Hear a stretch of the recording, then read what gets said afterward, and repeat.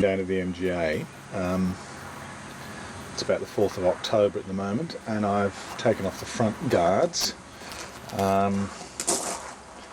and the rear guards there. The major problem and what I have to fix is, as you can see, there's some rust there in the top usual place in the B pillars, and particularly just there on the inner sill. The outer sill is also pretty hopeless actually, but the front section is pretty solid, but I'll replace the whole sill, I think. Well, I have to really, and also the outer sills too.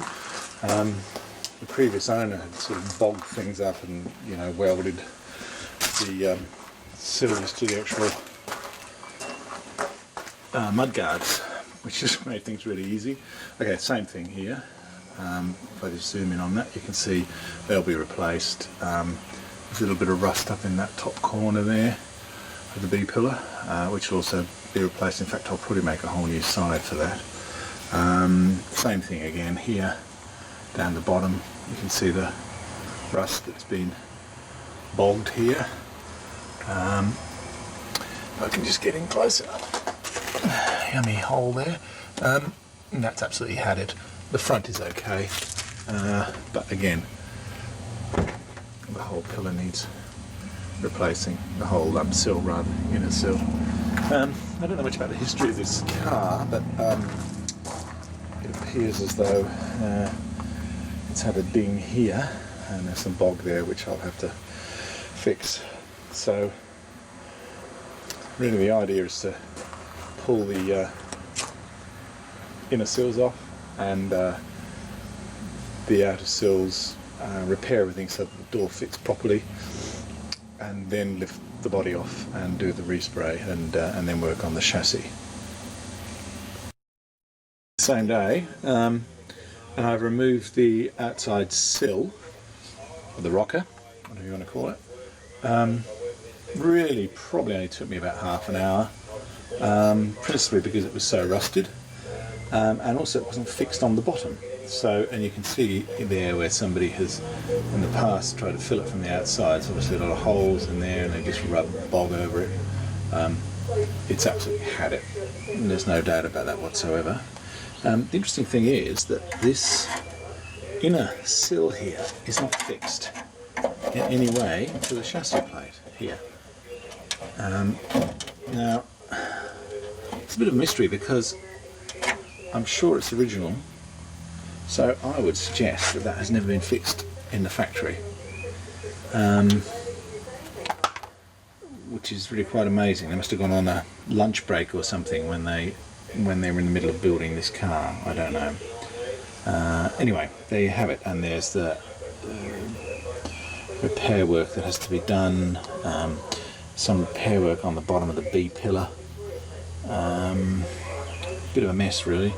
I had hoped it might be a little bit better than this, but it's basically stuffed.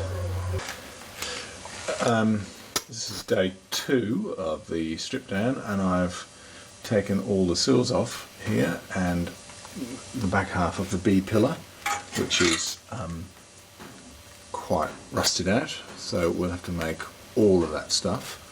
The inner lock, it's not really a lock thing, the thing that holds the door catch mechanism on was also corroded away at the top, so I'll have to make a new one of those, and I've cut that in half. This is pretty bad underneath here, so we'll have to cut a new piece to fit in the bottom there. The good news is, I suppose, that the front half is okay. Is in good condition. The inner sill itself is pretty shocking. As you can see from, you know, pretty well had it. Well, absolutely had it actually. And somebody's in the past has filled it with bog, which helps. Interesting bits of newspaper as well, just to pack it up, which absorbs the moisture. So that's all very good. And there's a date on one of the bits of newspaper, 1970. So that's about where we're up to at the moment.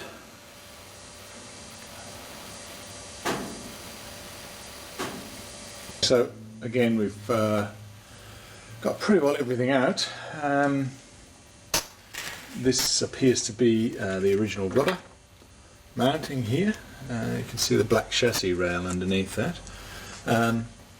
Section here is going to need some work, and this bit here down the bottom of there is also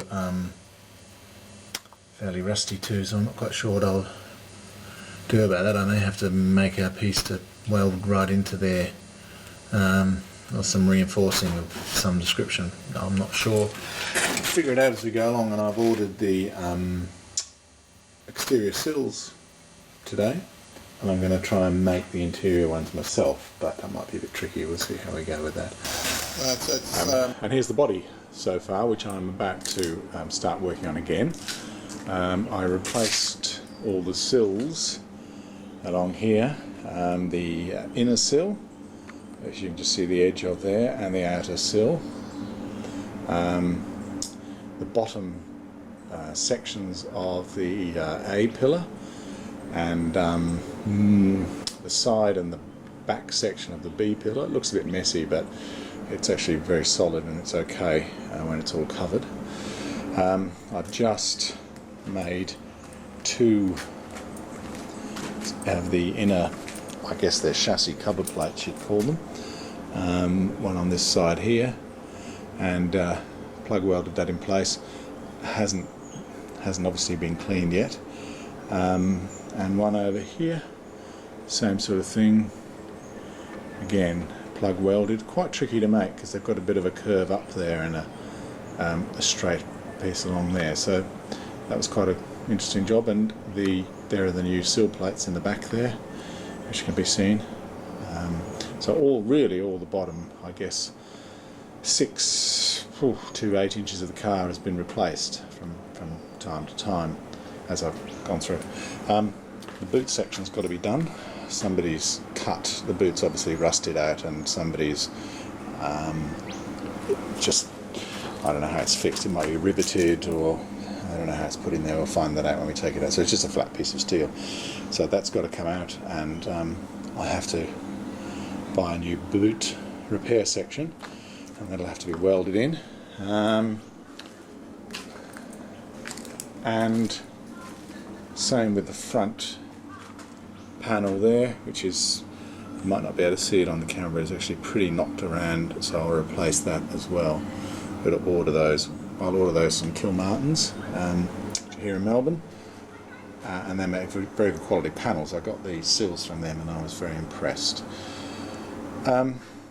So that's the story so far, and again it's March 27th, and the poor old girl doesn't look all that brilliant at the moment, but hopefully it'll come back alright. There is quite a bit of filler in this front section here. It's obviously had quite a bang at some point in its life, and it's been fixed, and on the inside, probably can't see here, but on the inside in those corresponding parts there are some dents, and I can see where some welding has been done. So somebody's done a pretty messy job of it, but I guess they did the best they could at the time. So I think probably I'll try and flatten that out a little bit. There's obviously some filler, some bog of some sort in here, but I suspect that I might be replacing that with some, I'll knock it out as best I can, replace it with some thin filler. About half an hour later, and there is the offending boot floor just there. So I've got a bit of work to do on some of these areas, and I'm going to wait until I get the new boot floor before I work out what I've got to cut away and what I've got to shape. But I have a feeling that it's going to be a pretty difficult job to fit a new floor into this. We'll see how we go. Getting there slowly.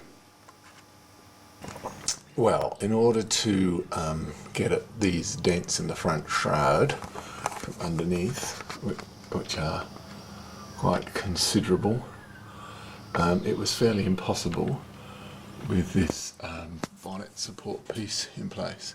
So I've actually cut across there with a Dremel and removed a section of that so I can get in there, and also the bonnet latch piece so I can get in there as well. And the same thing on this side, just this section here just cut off there, so hopefully that'll let me get into all the dents that I can see, and to repair them, because they're quite significant. I still don't know how well I'm going to go with this.